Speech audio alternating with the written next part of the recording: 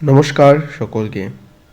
Improve এডুকেশনের তরফ থেকে আরও একটা ছোট্ট ভিডিও ক্লাস 10 এর 2027 মাধ্যমিক পরীক্ষার্থীদের জন্য একটা গুরুত্বপূর্ণ আপডেট।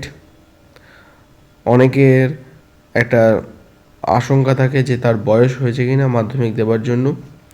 তো 2027 সালে যারা মাধ্যমিক দিতে চলেছে তাদের জন্য যে তাদের কত বছর বয়স বা তাদের জন্ম সাল কত হলে তবে তারা মাধ্যমিক দিতে পারবে, সেই নিয়ে বোর্ডের যে অফিসিয়াল ওয়েবসাইটে যে অফিসিয়াল নোটিশ সেটা দেখতে পাচ্ছ।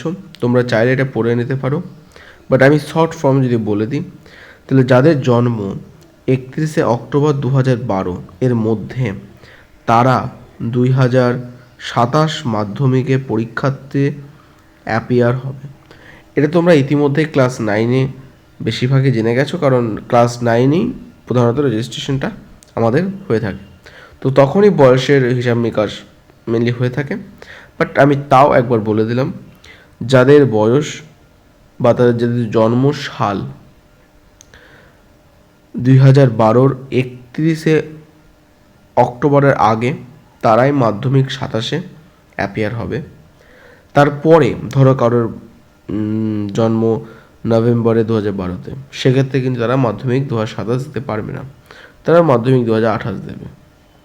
তো এই ছোট্ট একটা আপডেট দেওয়ার ছিল।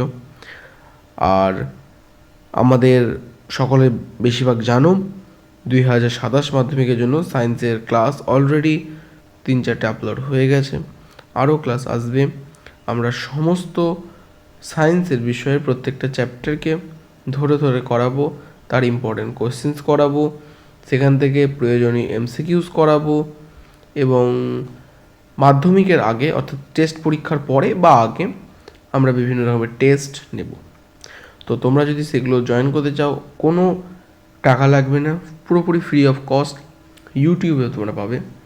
তার লিঙ্ক তোমরা ইউটিউবে প্লেলিস্টে পেয়ে যাবে, বা হোম সেকশনে তো পুরো ভিডিওই রয়েছে, তোমরা অবশ্যই দেখে নিও, চেক আউট করো।